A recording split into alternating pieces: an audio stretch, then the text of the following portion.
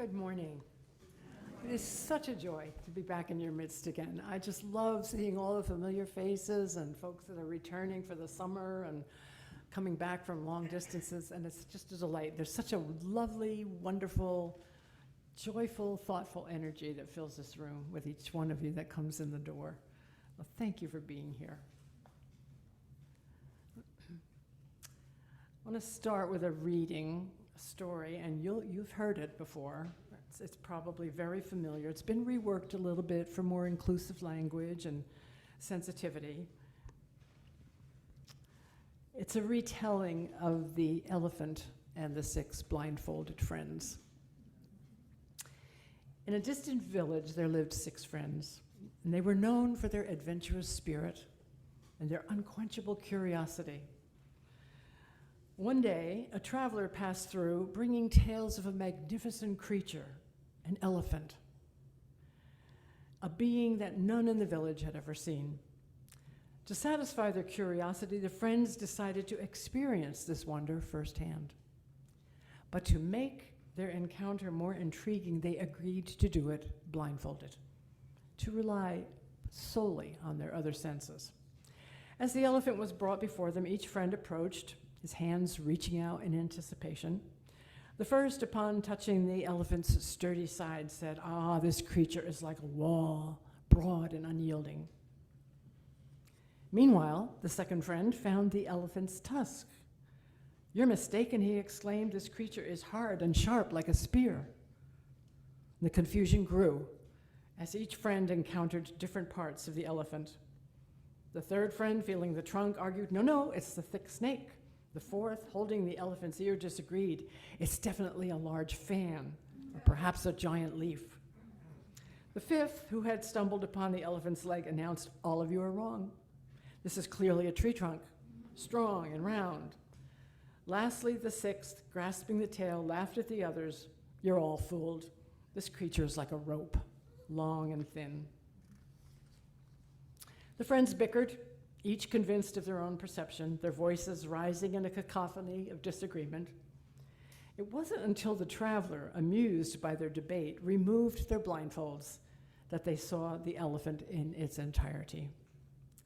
With their sight restored, they stared in wonder at the magnificent creature, realizing that each of them was right, but also wrong.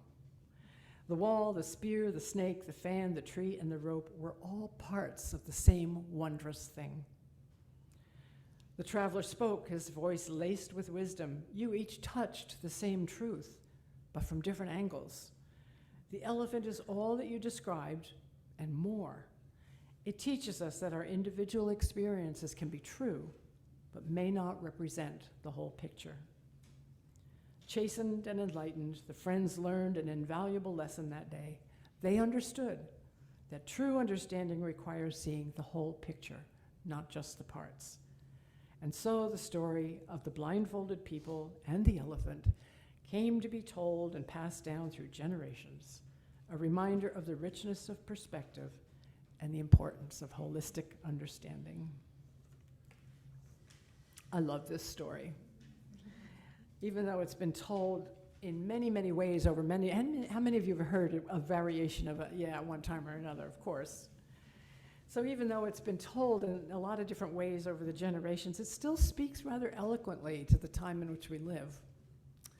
No doubt you are all aware, and maybe some of you more aware than you would like to be, of the drama playing out in a New York courtroom over the last few weeks. Courtrooms are an amazing example of storytelling. In more ways than one. As the proceedings unfold, the same story is told from different perspectives, and perhaps from many perspectives. Those charged with listening carefully to all that is said must eventually make a decision about where is the truth. One may well wonder if this is a contemporary version of the blindfolded adventurers attempting to describe the reality of the elephant. We human beings are storytellers by nature. We tell stories about our grandchildren. We tell stories about our encounters with the steamship authority. especially when we're trying to make a reservation in August.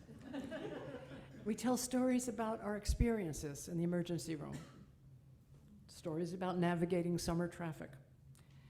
We're on fairly safe ground when we're telling our own personal stories about how we experience life. We also listen patiently to others telling their stories about their encounters with the steamship authority or the ER or their grandchildren. Our personal stories are a way of processing life from our own perspective. And they're important. As we hear when we share our joys and concerns, our stories are a way that we share parts of ourselves with each other.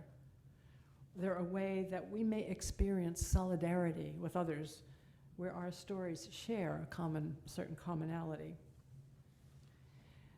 But stories aren't always benign. And the retelling isn't always in the service of the highest good. I'm thinking of all the stories in the news these weeks about college campus protests over the many months of the conflict between Israel and Gaza. The headlines and the front pages have been full of images and accounts of protest, of police action against students, of arrests and walkouts, of virulent anti-Semitism. And yes, all that has been going on in front of our eyes. But curiously, there has been very little in the news about campuses where students have protested peacefully, where college administrations have set up programs and space for peaceful and nonviolent conversation between opposing views, where students on both sides of the issues are encouraged and taught to both tell and to listen to the many stories that feed into the dynamics of the current unrest. It seems as though the story of conflict and violence is the dominant story. This is probably our most current and present example of what happens when one single storyline is dominant and the others fade into the background. When a particular storyline is repeated and exclusively emphasized to the exclusion or the muting of other stories, then that story becomes the dubious truth that we live with. We are exposed to one dominant perspective over and over again, and it gradually becomes our reality. There is danger in hearing just a single storyline. Here's an example. Apparently, the commander of a vessel that was engaged in maneuvers in heavy weather was on the bridge late one night when the crew on watch noted that there was another vessel visible directly ahead of them, some distance away. The commander ordered the appropriate person to contact the vessel and order them to turn so they would pass to starboard. There was an immediate response saying, "We suggest you turn immediately to port." The commander knew that the formation of the group of ships around him, even though he couldn't see them, and he responded with a sharp command for the vessel ahead of him, now getting closer, to pass to starboard. The vessel responded, "We suggest you turn immediately to port." The commander, knowing he couldn't turn to port because there was another ship on maneuvers out there, pulled rank. And he informed the rogue vessel that this is Commander Jones on the USS Tweedledum on maneuvers, and I expect your ship to get out of the way now. The reply came back, "Sir, this is the North Ipswich Lighthouse. I suggest you turn immediately to port." I love it. One can see how only one limited perspective can create a distorted reality. We need many and diverse perspectives, many histories, many points of view in order to cultivate minds that view reality as a whole, not just in its fragmented parts. At dinner the other night, we were seated around the table with some friends, and we were discussing the current milieu in this country where lies and gross distortion of history and a disregard for civil discourse all seem to govern the day. And one of our guests sat back energetically and said energetically, "This is idolatry." And his exclamation threw us into silence for a moment. And I began to think about it and thinking that fundamentally idolatry of any kind is the substitution of a partial reality for the whole of reality. One of the earliest warnings about the nature of idolatry is found in the book of Exodus, 2,500, 3,000 years ago. The warning not to create false idols or worship false images. The words have been interpreted in a lot of ways over the centuries, but they are a most fundamental and metaphorical warning about the danger of substituting a partial truth for the whole, and then living by that partial truth, of hearing and transmitting only one story when multiple stories create a very different truth. We attended our granddaughter's graduate school. She got her master's from SUNY Syracuse, the School of Environmental Sciences and Forestry, last week. It was held in an amphitheater on the shore of Lake Onondaga. Now, I don't know if you're familiar with the history of that lake, but it was one of the most polluted. It was a dead lake. And the School of Environmental Science and Forestry historically was engaged and involved in the reclaiming of that lake so that people can now swim, fish. The bald eagles have returned. The ceremonies opened with a statement of land acknowledgement by the school chancellor. Quote, "We recognize that the land on which we celebrate is Haudenosaunee land, belonging to the Onondaga, the Mohawk, the Cayuga, the Oneida, the Seneca, and the Tuscarora nations." The graduation of so many students committed to the health of the planet would have had less significance if the story of the ownership of the land had not been acknowledged and honored. These students, and there were some 400 of them, and I think this may have been happening in a lot of other places around the country, these students have been educated in a pluralism of stories that help to guide them into responsible choices for the future. Their minds have been trained to hold multiple narratives, to see a greater wholeness into which their various paths will take them as they do the work of healing the planet. Spiritual teachers across the centuries, from the Buddha to Jesus to Krishnamurti to the rabbinical scholars way, way back, they have all invited practitioners to cultivate the spacious mind. The kind of mind that can hold multiple narratives in strenuous tension with each other.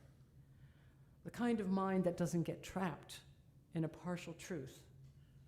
The kind of mind that permits spacious thinking and even greater spacious problem solving. This is the mind that will bring our tortured reality around right. In his letter to the church in Rome, way back in the 1st century of the Common Era, the Apostle Paul wrote these words: "Do not be conformed to this world, but be transformed by the renewing of your minds, so that you may discern what is the divine will, what is good and acceptable and perfect." And this transformation of the mind that he refers to is a transformation to a mind that is willing to endure the discomfort of holding many narratives, many storylines within it, without judgment, in order to see the world more whole. It means letting go of the mind that sees life in terms of either or, us and them. The mind that sees the glass as always half empty. It means going into a larger mind. This is not a comfortable way to be. Our culture and our time seems to demand a rapid response to just about every crisis or challenge that appears in the headlines or on the evening news. We're a species that wants quick answers and even quicker resolutions, quite often without having the whole picture. We're a species that believes that in order to be relevant, we need to take a side and have an opinion. Few and far between are the minds that reserve space for the bigger picture of what's happening in the world. It's difficult to maintain a discipline of patiently holding conflicting narratives in our minds simultaneously while trying to get a sense of a broader truth that may emerge if we can withstand the challenge long enough. Poet and writer Gunilla Norris puts it this way: our minds do not like paradoxes.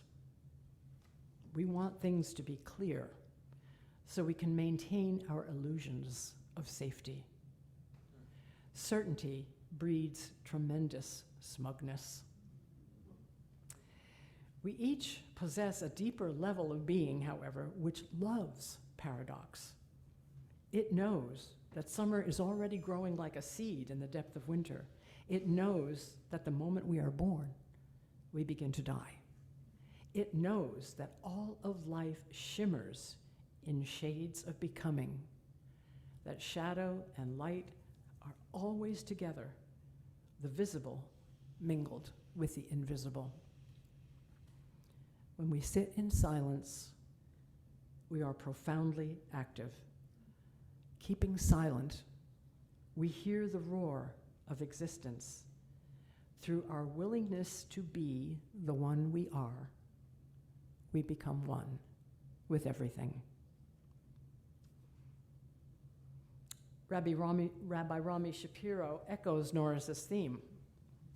He writes, "To awaken to the holy, we must listen in deep silence.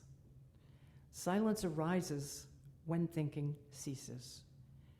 If we would know the holy, we must quiet the mind, cease the chatter that passes for knowledge, when in fact it only flatters the foolish. We cannot live without words, but let us not imagine that words are sufficient.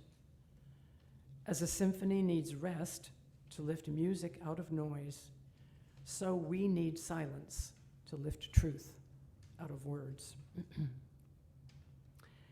As a community of faith, committed to the ideal of building beloved community, it seems that our high calling is to learn how to sit with a Buddha mind at the bottom of the lotus pond in the muddy water, allowing the mud to settle before we respond to the world around us, to listen carefully to multiple narratives, to bear the discomfort, to hold them in tension, and then to respond out of the wisdom that comes with cultivating a mind that holds steady in the midst of the many competing stories of our time without adding our own energies to the confusion. Curiously, as challenging as being a quiet container for multiple narratives may be, the Buddha, Jesus, Krishnamurti, the Apostle Paul, and so many other great spiritual teachers over the centuries affirm that this is the way to inner peace, the peace that passes understanding. It is the way to becoming a peacemaker. May it be so.